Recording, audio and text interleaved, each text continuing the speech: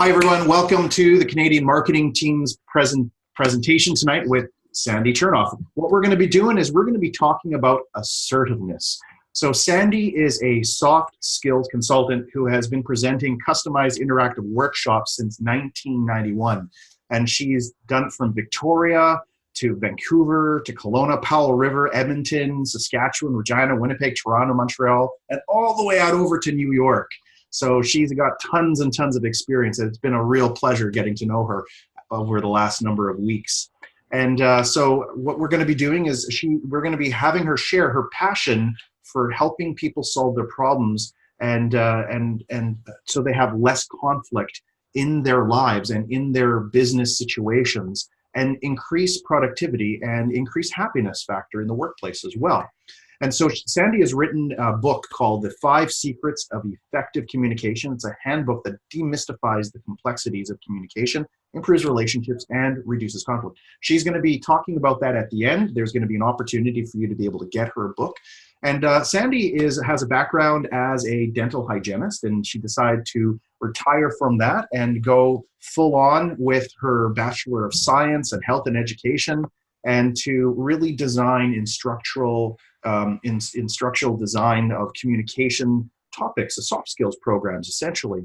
And as a soft skills trainer, she has delivered various courses in continuing education. She has gone and helped UBC. She's helped Richmond school boards and teachers and the school district of North Vancouver as well. She's helped dental companies also, because that seems to be her niche. She likes that as also. She's helped the University of Fraser Valley. I mean, the list goes on and on, Sandy. So I'm not going to talk too much about you because we're going to learn about you now. I want to say thank you so much for being here and honoring us with your presence and all of your experience. I know we're going to all walk away with more wisdom that we came in with. So please, to you. Well, thank you, Odin. And, I've enjoyed getting to know you too. And as I said to you before, this is one of my ways that I can give back to small business, because I know how important it is and how stingy we all are with our money, because we need to put it into our business. And so getting training is sort of something that we often don't spend money on. But I think assertiveness is sort of a key issue, because most people don't like to have confrontations. And so having difficult conversations is really hard for a lot of people, and a lot of times they don't do it. So basically what we're going to do is we're going to talk about a number of different aspects on assertiveness. So we're going to have a look at what it actually is. We're going to look at the different modes of communication that aren't very effective, but the ones that we probably use most of the time. I'm going to show you how assertion actually has 4 levels. And I want people to pay attention to sort of the defaults that they have in terms of how they address these sort of situations, because human beings do set defaults. We go there all the time. But if you decide to change the default, you can change it. I'm going to talk about the thin line between assertiveness and aggressiveness. And I'm going to show you what the things are you need to pay attention to make sure that you don't become aggressive. And I'm also going to give you a structure for putting together a script if you're going to have one of these difficult conversations. And then a few other tips that will just help you both in your business and your personal life. So basically, clear communication, or using assertiveness. Assertiveness means knowing what you want and asking for it in an honest and respectful manner. And aggressiveness usually is nasty.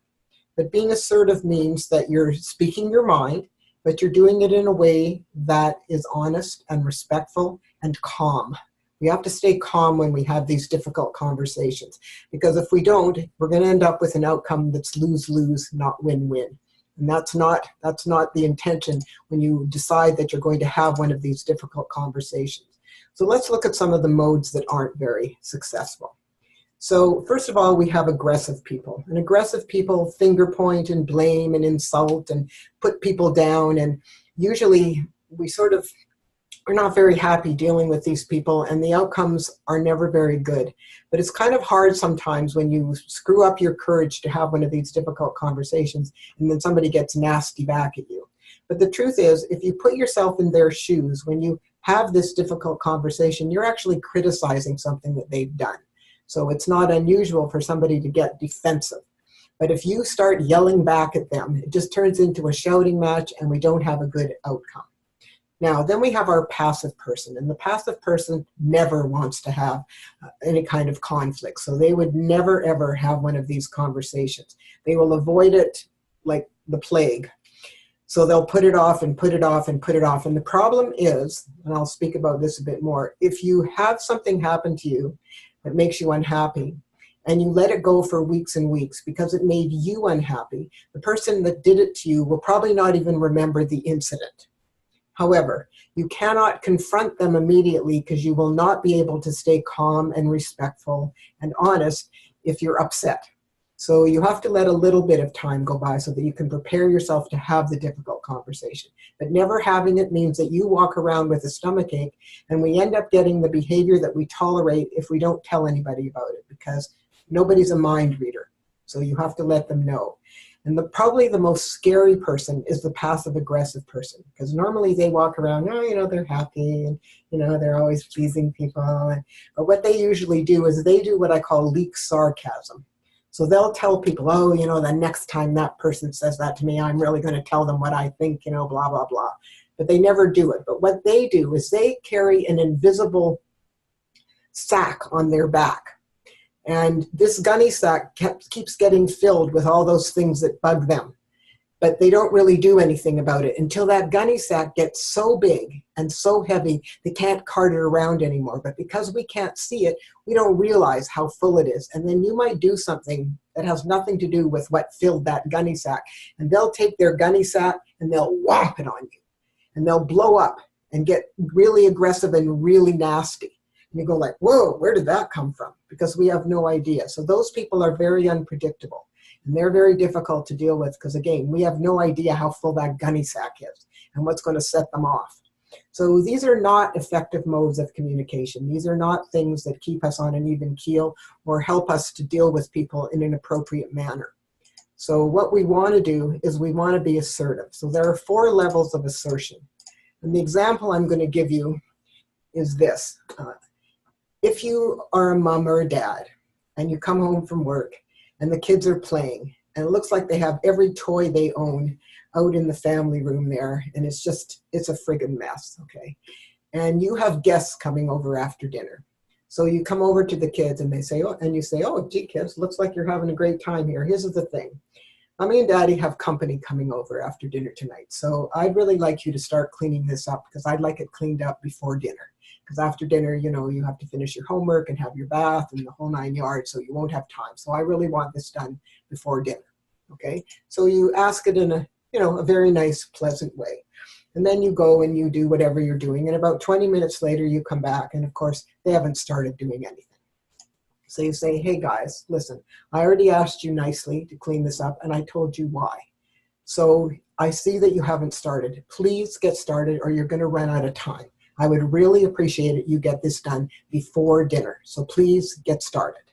And then you go away again.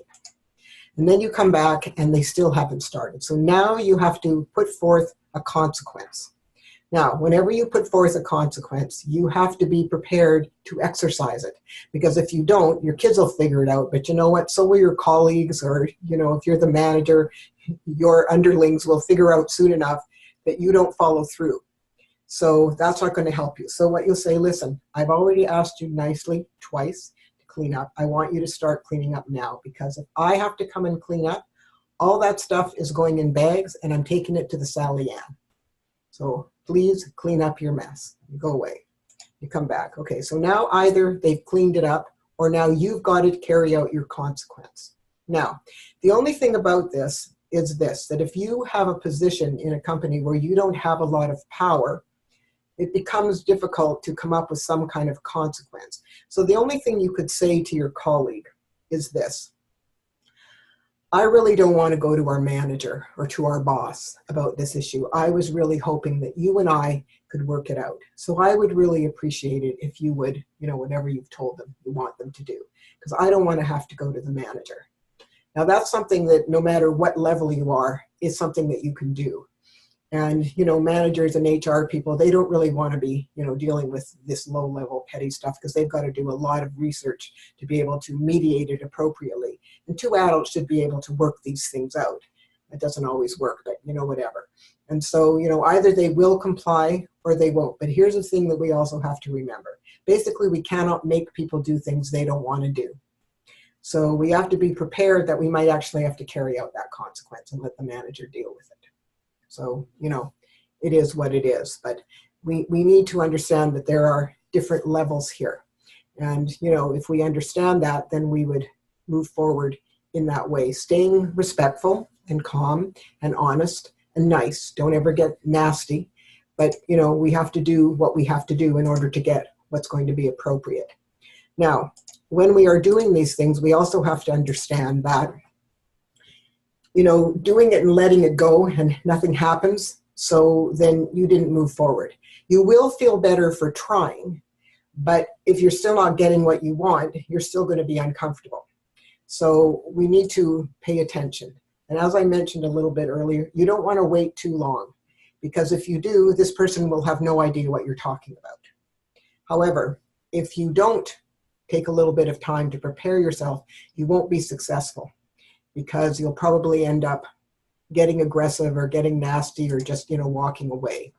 And again, if you are one of these passive aggressive type people that, just sort of harbor stuff and then blow up, so you end up taking out probably on the wrong person and in the wrong place and at the wrong time.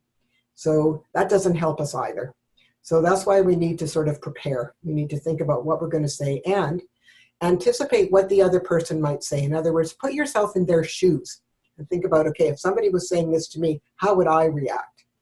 And what you want to do is try not to use the word but. But is like butting heads. And actually, when you use that word, it kind of negates anything that just was said before that. So you don't want to use that word. Use thus and nonetheless, however, and there's a lot of other words that we can use that aren't as combative as but. So we don't want to use the word but. And again, doing this once will not necessarily solve the problem. So you might have to screw up your courage 2 or 3 times and then realize that this person isn't going to change.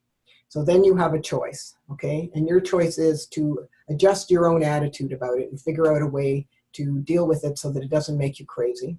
And if in the end you can't do that, you may have to consider leaving this position. Or if you're the boss and this person is the annoying one, then get rid of them.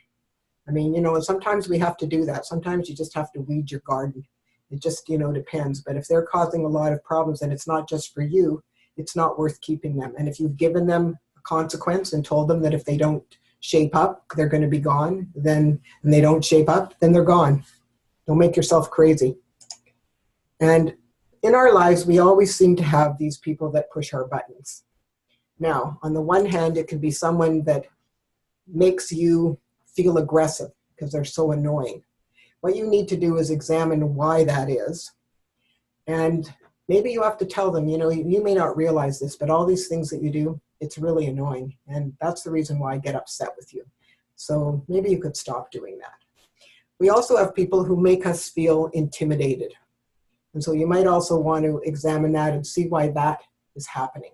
And then, again, have one of those difficult conversations and tell them, you may not realize this, but when you do that, it makes me so uncomfortable. And that's the reason why my performance levels go down, because I'm feeling anxious and I'm feeling upset and I can't concentrate on my work. So I really appreciate it if you wouldn't do that anymore. And then they'll look at you and go, well, that's your problem. Yes, I realize it's my problem. However, the reason that I've brought it up with you is because we work together. And I'm sure that you don't realize that what the fallout is of what you're doing to me. And I'm sure, you don't want me to keep making mistakes. So I'd appreciate it if you would stop that. Now, it doesn't again mean that you're going to get them to cooperate. I'm going to give you an example. About a year or so ago, Fraser Health called me and asked me to come in. They were having a problem with one of their financial people. Now, this person was in their collections department or something, and he kept phoning patients. They were getting a lot of complaints from patients because he would phone them up and yell at them because they hadn't paid their bill. But the people that he was yelling at were people who had family members who had been diagnosed with either terminal illnesses or very serious illnesses. So of course they weren't concentrating on paying their bills. They were concentrating on their family member and, you know, all the stuff they were going through. And so I looked at them and I said, okay, well, can I speak to this person? So they said, sure. I said, okay, so bring him in and I'll have a conversation with him and then I'll let you know what I can do. So he came in and he was very belligerent. Oh, you know, they're picking on me. These people need to pay their bills. And, you know, I've had communication training before. They don't need to tell me how to talk to people. I know how to talk to people. You know, I have to do my job and this is my job. They need to pay their bills, you know, blah, blah, blah, blah. So I said, okay, well, thank you very much for coming in. I really appreciate your time. And you can go now. And then the manager sat down with me and I said, okay, first of all, don't hire me. They said, what? I said, well, I'm just going to be really honest with you. This man has no intention whatsoever of changing what he's doing. So you have two choices. A, you can fire him on the spot.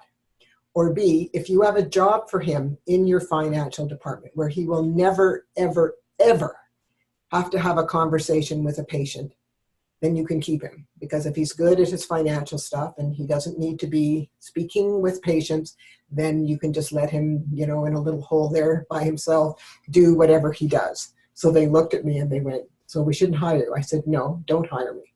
They said, well, thank you for being so candid. I said, listen, this would not be any more fun for me than it would be for you to pay me a bunch of money and nothing happens. And I trust me, nothing is going to happen here. So I would be frustrated and it would be a very bad expenditure on your part. So no, don't hire me. So they said, well, thank you very much. We do have a job for him where he will not be in touch with patients. So we will put him in that position. I said, well, that's good. I'm glad to hear that. So, you know, you just have to be aware of, you know, we can't make people change. So in order to make sure that we do not cross from being assertive into aggressive, these are the things that we have to pay attention to. Okay, so number one, we have to make eye contact, because if you're not looking at a person, they don't know, you know, what's going on here. It's kind of rude. Now that doesn't mean that you stare them down, but it means that you know, just have a pleasant look on your face and you are looking at them in a normal kind of way. Now your body position can speak all kinds of words. You know, if you're standing there with your arms crossed over your chest and, you know, you're standing there all stiff and stern, well, that's going to send very negative waves. So, you know, they're not going to be paying attention much to your words. They're going to be looking at this nasty body position. And gestures are the same. You know, if you're pointing and stabbing on the table, you know, stuff like this, again, you're looking angry and stern, you're going to be inviting a combat here. So we don't want to do those sorts of things. And of course, your tone of voice. So if your tone of voice is patronizing or nasty or mean or, you know, whatever, they're also going to feel very uncomfortable. And probably you're going to be putting them in a very combative position, which means they're going to be more likely to yell back at you or, you know, whatever. So again, we're not going to have a win-win. There's more. Okay, so the volume of your voice. So obviously if you raise your voice, they're going to think you're yelling at them. And from their perception, you are yelling at them. And the other side of that is if you speak too quietly, they won't hear you. So, you know, we have to have a normal level of voice volume to have this conversation. Now, it's the same thing with facial expressions. If you look pleasant and you have a nice look on your face, then everything will be nice. But, you know, if you're angry and you're looking angry, so again, they're going to just notice the non-verbal messaging that's coming across, not so much your words. So we have to be very aware. Now, the reason I put distance in here, you know, there's those close talkers that get right in your face. They almost spit on you when they're talking at you. Don't get in the person's face. Give them enough space so that, you know, we're having a normal conversation. We don't need to be spitting on them. So give them some space. And the reason I put in location, if you are the one that wants to have this conversation and you have it in their office, they have the control. It's their place. So if you have an office, it's better if you have it in your office or choose a neutral location, you know, an empty boardroom or an empty staff room, or even go outside or go to a coffee shop and have it in a quiet corner of a coffee shop. Because the truth is, we don't want to have these difficult conversations in front of anyone else. Because the truth is, when that happens, it not only is embarrassing to the person, but it makes everybody else uncomfortable who's witnessing what's going on. So these conversations need to take place in private. And in that way, nobody needs to feel uncomfortable. Here's something else to consider. When there are emotions involved in a conversation, even if you have a beautifully crafted verbal message, the verbal part of the message is only 7%, okay?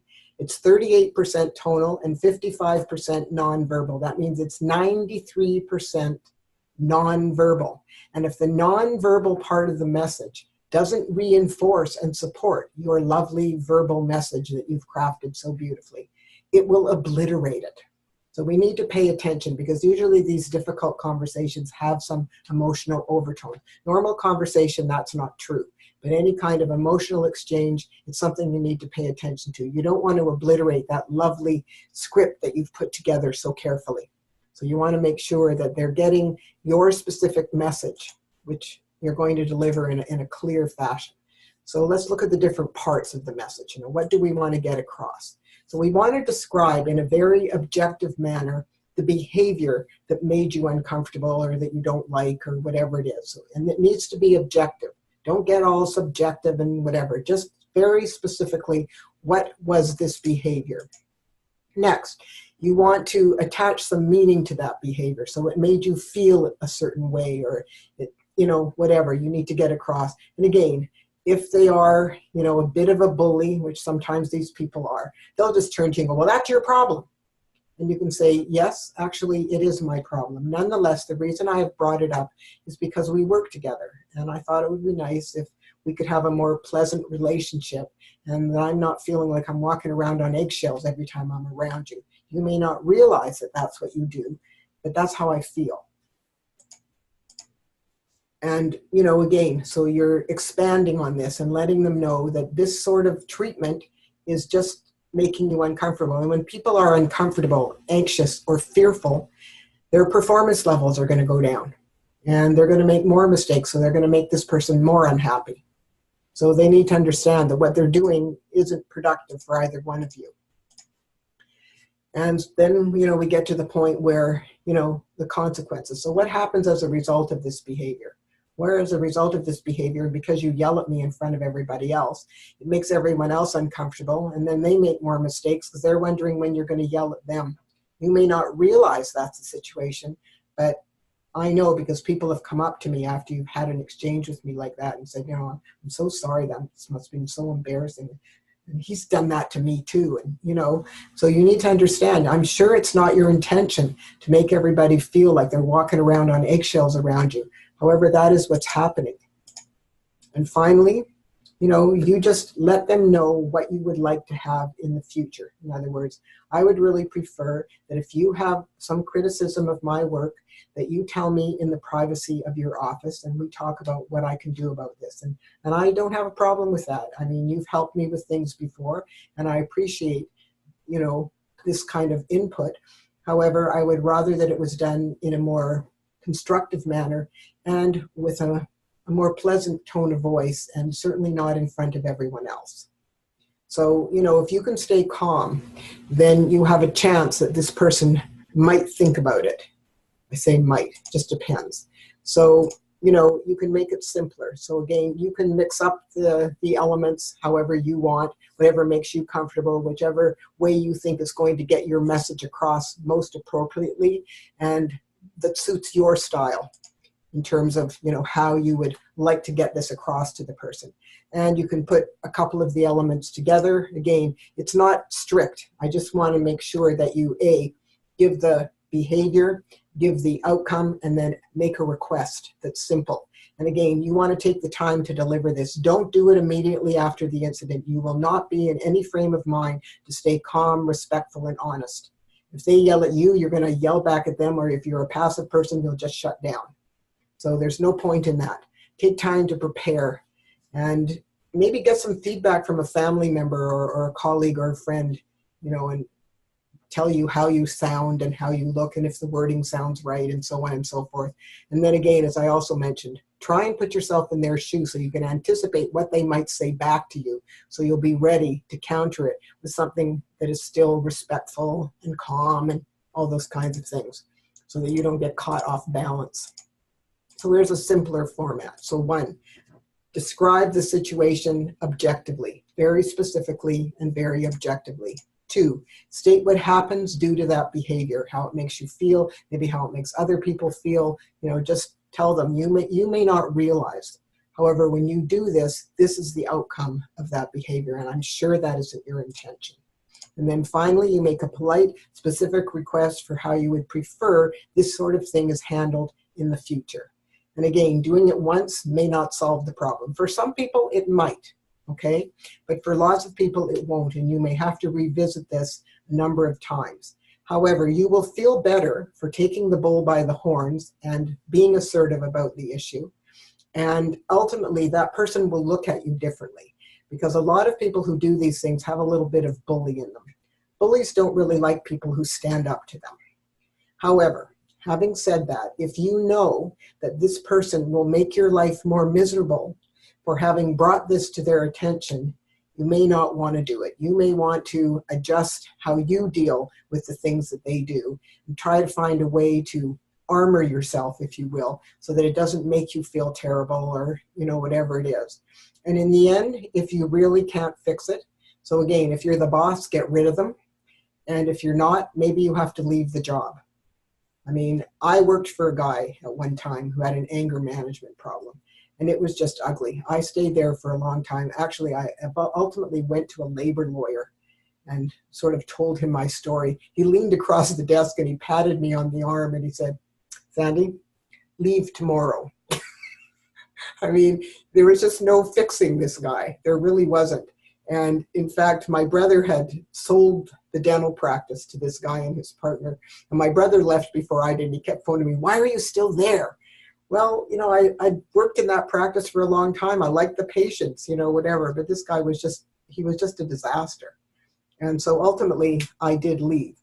But, you couldn't fix him. I tried to, I put on a Teflon cape, so the stuff just slides off.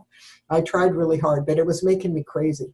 And patients would come into the office and, you can feel that in the atmosphere when things aren't good.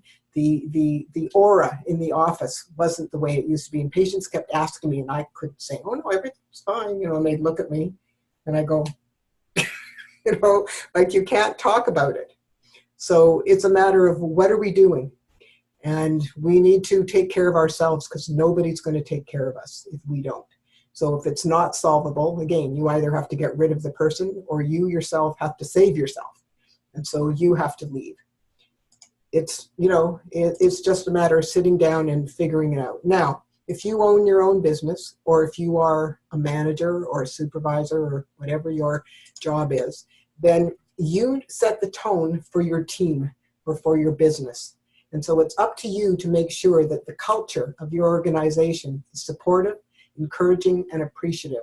Because here's the thing. In any organization, your people are your most valuable asset. And so if we don't take care of them, then why would they stay? And the turnover is very expensive.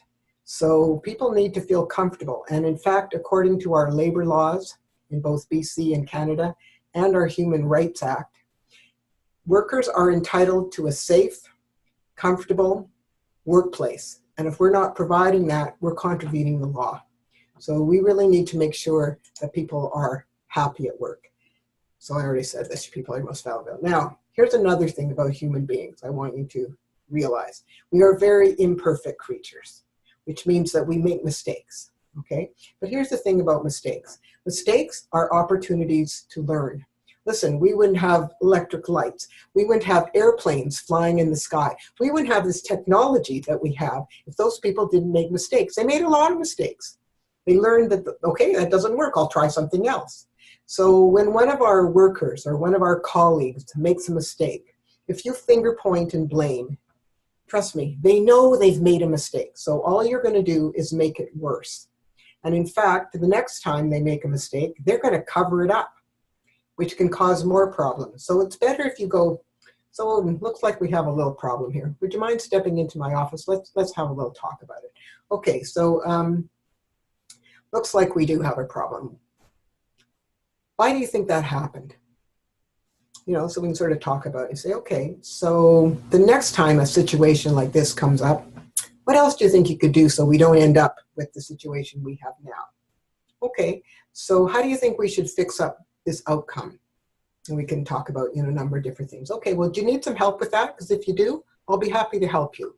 Or if you think you can handle it, you go ahead. But listen, for sure, if you need some help, you come back and I'll help you to set this right.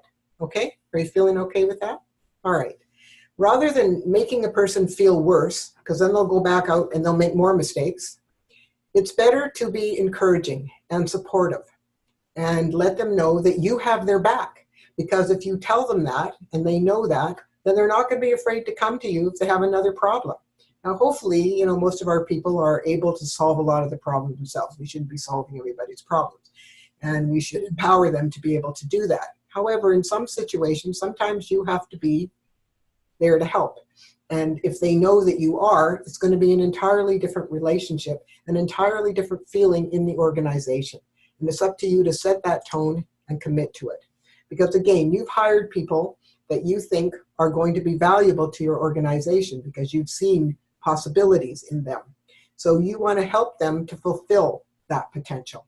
And you do that by encouraging them, maybe offering them opportunities to improve or upgrade the skills they already have or learn new ones, which would mean that you could increase their responsibilities, or maybe they would get a promotion. These are things that can make people very happy, because if people are not happy, there's a couple of things that will happen. Number one, if they feel stuck, they will stay. And that means that you end up with what I call disengaged bums in seats collecting paychecks.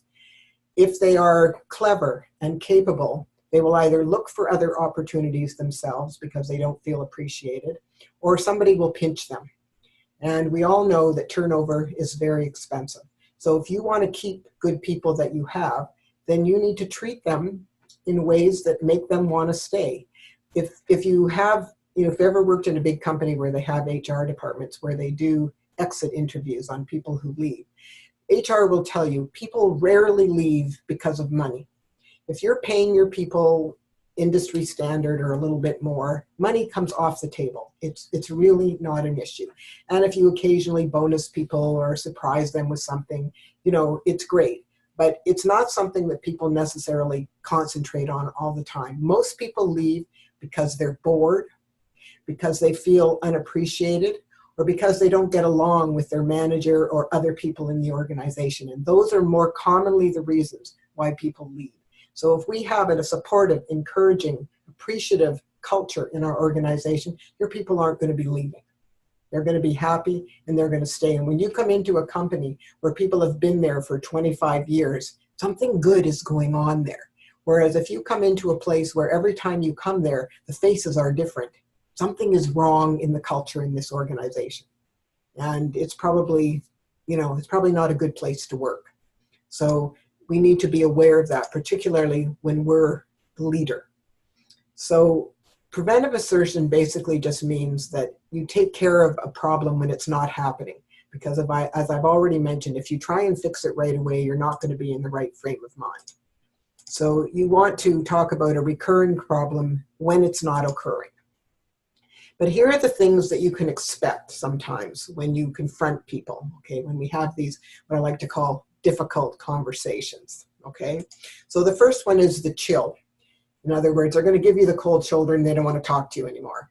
That doesn't solve the problem. I'm sorry. We can't have people that don't talk to each other, especially not in a small organization. Sorry, doesn't work. So you need to say to them, I'm sorry that you're upset. I realize that this may have been a surprise to you. Nonetheless, again, I brought this up because we work together and I wanted to make sure that our relationship is good and that we're not having issues.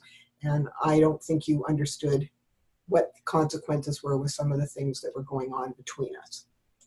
Or we have the blow up where the person gets really angry and starts screaming at you and all those kinds of things. And again, same thing. We can't let it end with that kind of thing. And you can say, I understand why you're upset. So here's what I suggest. I just really appreciate if you would think about what I told you. And maybe in a day or so, we can revisit this when you're not so upset. Because I would really appreciate the time. I really want us to have a good relationship since how we work so closely together. So if you could just do that, I would be so appreciative. Now, it doesn't mean that they're going to cooperate, but I think we have a better chance if we do it in a nicer way, if we are calm and we are respectful and we stay that way in the exchange. Because as soon as we start crossing the line and either we become passive and there's no communication, or we become aggressive like they are, we're done. We're not going to have a good outcome. So it's something that we need to work on. It's something that we need to practice. It's something we need to think about so that we can prepare and do it well. And once you've done it a few times, you'll get good at it. I mean, I think you'll be sort of surprised. And my challenge to you is to think about, if you have something going on right now that you're carrying around in your gut, you haven't really resolved, then I challenge you to use the script, the simple script where you state the behavior and you explain the outcome and then you make your request.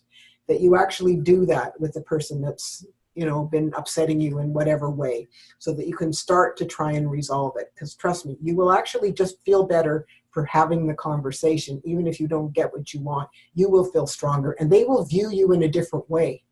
Because here's the other thing, as I said, we get the behavior that we tolerate. So if you lay down and play doormat, people will wipe their feet on you. If people know that you will stand up for yourself, they may treat you in a different way. And it's just a matter of establishing who you are. And, it doesn't hurt to be a person who takes care of themselves. That's not necessarily a bad thing.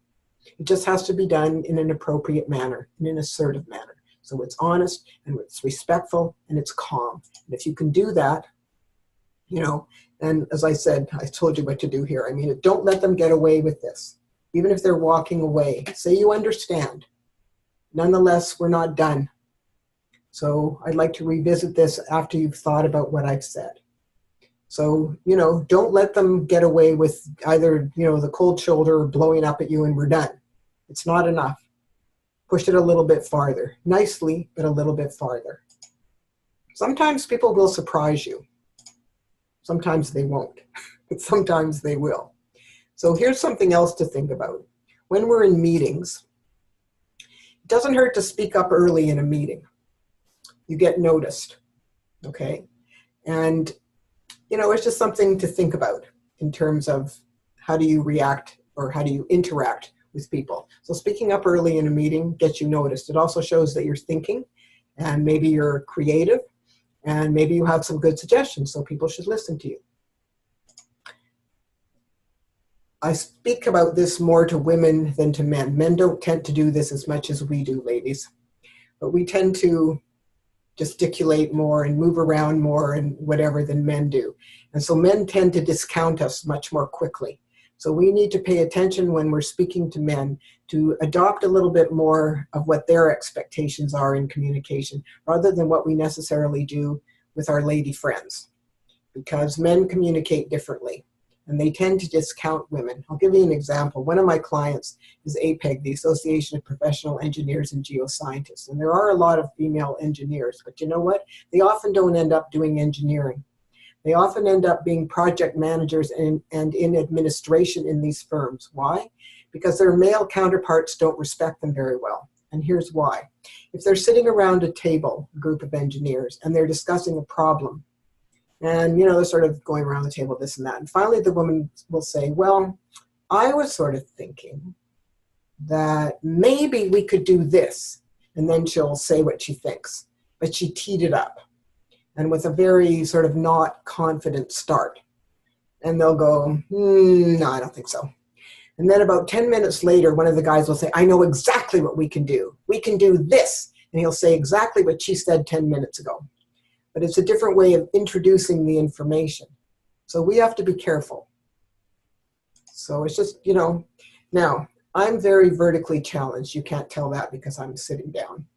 But it's very hard to have a conversation for me at 5'2" with someone who's 6 feet tall because I have to look like this. And even for them, they got to look down at me. I mean, one day I went out to the waiting room to get a patient. And he was about 6'6", and he stood up and he looked down at me and went, boy, you're short. And I said, yeah, you're really tall. Wait till I get you into the chair. It won't matter. So it's just, so for me, if I'm going to have a conversation with someone, I prefer to do it sitting down so that we are more at the same eye level. so that I don't have to strain my neck and whatever. I don't feel like, I'm really not in my element. So I think that, it's something, especially for women, seeing how lots of us are shorter than the guys, it's something that we also think about if we're going to have a conversation. Do it sitting around a table. And again, for ladies, don't use tee-ups and disclaimers. Men almost never say, may I ask a question? They never say that. They just ask the question. So don't ask if you can ask a question. Just say, I want more clarity, or I have a question. I want to know this. It's just more confident. It's more straightforward. It will get a better outcome than if we are wishy-washy, and because people they don't have time for the wishy-washy. If you have something to say it. And here's another thing. Women's voices tend to be higher than men's. And so a lot of times it's uncomfortable to their ears. And whenever we're excited or emotional, it gets squeakier. So it's even worse. So just pay attention to the fact that, it's uncomfortable for men. Even for some women, it gets uncomfortable. So we want to think about lowering the squeakiness. Let's just lower your voice in a way that it's easier to listen to. And it's something that we need to be aware of. It's just men and women do not communicate the same. They just really don't. And if we're dealing with a lot of men, we need to adjust our communication style. Otherwise, they won't be hearing what we're saying. They won't get our message. And we're going to be very upset with them. It's not their fault. It's our fault for not putting the message in a way that makes sense to them. So we need to adjust. And it's the same thing for guys. If you're dealing a lot with women, I actually heard a guy speak once at an event I was at, and he said he learned that men and women don't speak the same when he's a hockey player, and he was coaching a ladies team. He said, if you come into the dressing room with the guys in the morning, nobody cares if you say good morning or whatever. He said if he came in, he was rushing around, he didn't say right away, the women said, I wonder what's wrong. Did we do something wrong?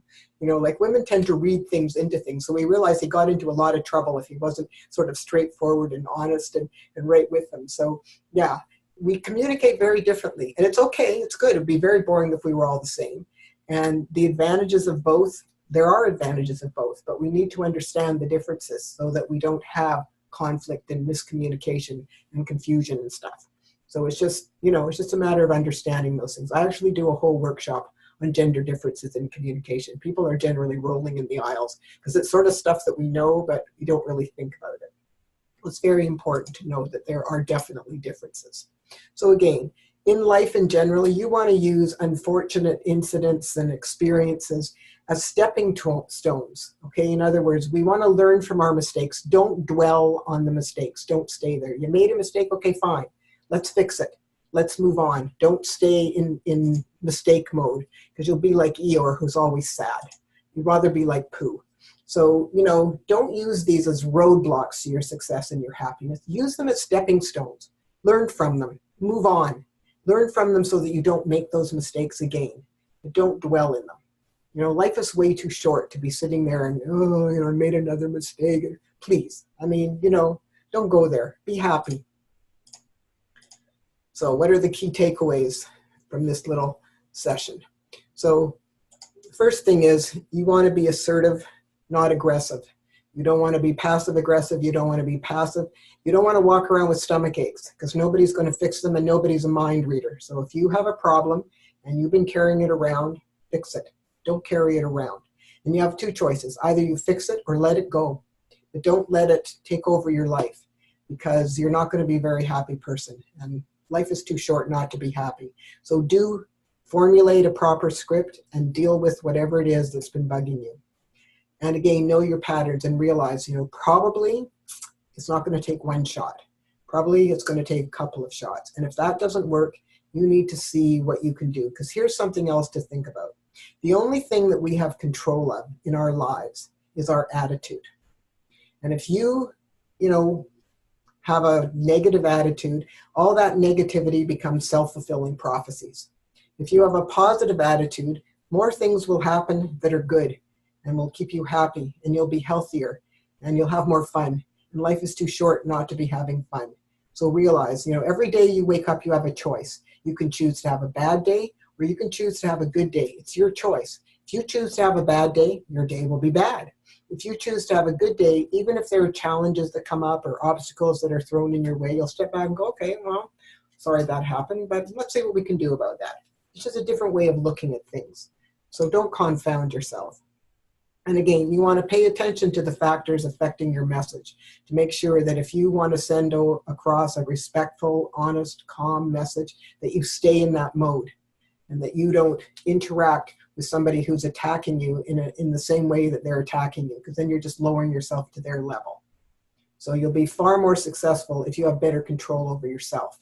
Nobody else can do that. It's, emotional intelligence. Let's be more self-aware. Let's know ourselves better so that we can do better. And I've given you an assertive script, and in the handout it's there. And follow it, and prepare it ahead of time. And again, anticipate what the other person might say so that you have an opportunity to prepare what you might send back.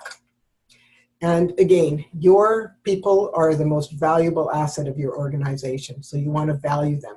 You want to give them an idea of how they fit into the big picture and clearly what their roles and responsibilities are. And if you see potential in someone and feel that they can handle more things, well, give them the opportunity to do so, because it will keep them engaged. People are good when they feel challenged, and they're learning new things. It's a positive thing. I know that human beings don't like change, but if there are opportunities for advancement and opportunities to expand our responsibilities, then sometimes we're more open to learning new things and making some changes. And you'll get way more from people and help them to fulfill their potential if you help them to do those things. So again, we tend to control our destiny. It's up to us. Nobody else is going to take care of you if you don't take care of you. So if you have a plan, if you have a vision and you want to fulfill it, you're the one that has to do that.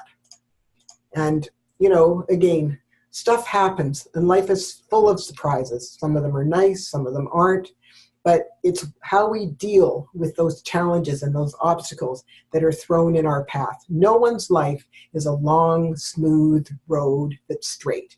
Your life is going to have bumps and curves and hills and valleys and rock slides and all sorts of things.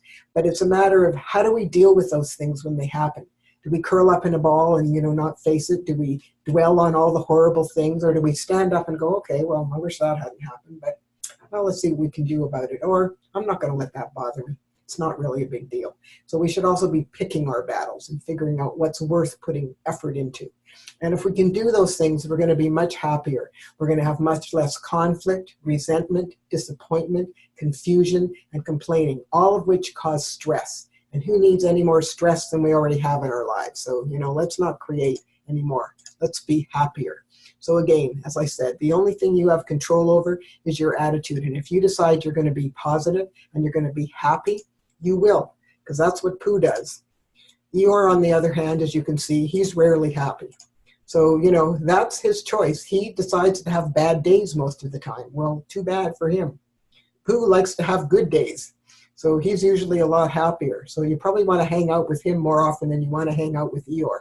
Because people who are negative and people who are, always sort of in a funk, they have that black cloud over their head, they're not much fun to be around. They're kind of depressing. They pull everybody down. People who are positive and generally optimistic and happy, they're way more fun to be around. So be one of those people. It's good for you. It's good for your family. It's good for your colleagues. It's just going to help you make a better life and be more successful. And people who are happier are also healthier, because when you're happy, your brain chemistry changes and you release those endorphins that give you an overall feeling of well-being, just like when you exercise. So it's really important. You know what else releases those endorphins? Laughter. Laughter is a really good thing. It's good to laugh. You have to feel sorry for people who have no sense of humor. It's a sad way to go through life. So, we have to laugh. We have to enjoy our life. It's not that long in the big scheme of things. So it's up to you to make it as good as you can. And so you need to do things to make that happen. And, it's really important that you do. So again, my challenge to you is to start being more assertive. And if you want to learn more about that or more about communication, my book is right there, but I want to show you something. You see how skinny this book is? It only has 130 pages. I wrote it short because people don't read big books. This is a little book. You can see it's a tiny little book. It'll fit in your purse, ladies. It's laced with stories and examples in every chapter. At the end of each chapter, I give the reader an exercise to try out what they learned in the chapter. And the very last page is just a numbered list of the key takeaways on that aspect of communication. So it's a short summary at the end of the chapter. And it's a very easy read. And most of the stories in there are personal stories of mine. And we can all relate to stories that have happened to people because some of them have happened to us too. And I wrote it really to demystify the complexities of communication. Everyone thinks they know how to communicate. We've been communicating since we were born. But the truth is we're not very good at it.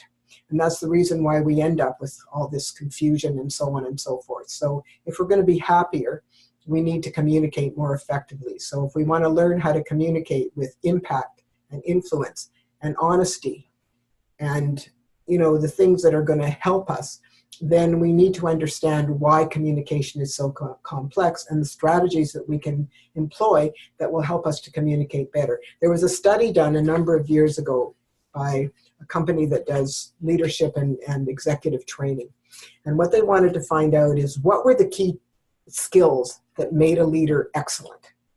And the number one key to excellent leadership is effective communication. It is so key. You have to be able to articulate your vision. You have to be able to listen carefully to your people so that you know them and you can help them to be the best that they can be. And, there are just so many aspects of communication. So the 5 chapters are active listening, which in my experience is the most important communication skill. Accountability, we have to own what we do. Assertiveness, gender differences in communication, and also personality typing. If we know the type of person that we're dealing with, we can adjust our communication to suit their needs so that our messaging to them can be understood and processed by them appropriately. So it's really easy, if we know what to do. My book is available on my website, which is here on the bottom of the screen. And I also have e-learning programs available in all the communication skills. They're on a different website. They're on a website, if you want to write it down, and then you can just check it out. It's www.paladin, Paladin coaching.com. And most of the communication workshops that I do live are in e-learning programs on that site. And Odin will give you a code that you can use if you register on that site so that we'll know that it came from this meetup and from this session. And there are all kinds of things. And what you can do, actually, there's one freebie on there. You can actually go to the site and you can try one free module of active listening to see how the programs work. And this platform that we chose to use is kind of interesting because it has an accountability piece. The programs are modular. So they have text and they have short videos and short PowerPoint decks, and a couple of them have some audio programs. But at the end of each module, you have to take a quiz. And you have to score at least 18 out of 20 on the quiz, or you can't advance to the next module. You can go back into the previous module and find the answers, but you have to take the whole quiz again. So it actually reinforces your learning. And businesses like it and professional organizations like it because they can track that their people are actually not only taking the courses, but learning something from them because they have to pass the quizzes. But it reinforces your learning. They're not hard quizzes. They're multiple choice and fill in the blank and matching and stuff like that. So you can even do it on your phone. Like it's not that hard. And actually this particular website, there's an app for your phone or your tablet. So you can even, do it. The advantage to e-learning is that you can do it at your own time and your own place and whatever. The advantage to live training is that you get to ask questions and the instructor's there. You can sort of find out things that it's a little bit harder on an e-learning. But you can email us if you have questions. And in addition, when you sign up here, you put up a little profile and we send you a PDF handout, which has exercises and places for you to take notes. And so you end up with a takeaway. And if you take a number of courses, we will send you a certificate, which you could use to show people that you have taken, this extra training. So it's all set up through the website, and it's pretty straightforward, but it's worth having a look. My book is available from my website, but it's also available at Black Bond Books and Book Warehouse and Hager's Books in Kerrisdale and Vancouver. So, plus, if any of you are around Vancouver, I don't mind meeting you. I'll meet you. It's actually cheaper for me in person than it is off my website because I got to charge you shipping and handling. But it's the same price in the bookstores as it is for me. So I hope that this has been helpful for you, and I hope that you're taking away a few tips that are going to make your life a little bit easier and a little bit happier. I want you to be happy. It's the key. Thank you so much, Sandy. I put everything into the chat so you can check out Paladin Coaching there. The code is CMT Skills 20. And I'll make sure that when we release this to the public on the YouTube channel and on Facebook and so on, that's going to be there for you as well.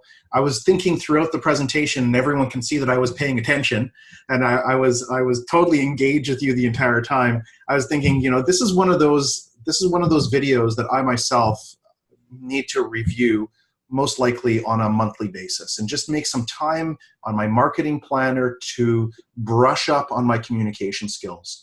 And it's like what you said, it's going to take time to practice the emotional intelligence skills that you're giving us here. So I'm going to say thank you so much. What we'll do is we'll stop the recording, and then we'll open it up if anyone has any questions. And again, you can see why Sandy's been doing this for over 25 years. She has great stories, she has great insight, and she really just says it as it is. And she has insight in regards to the gender as well. I really love everything that you said with us.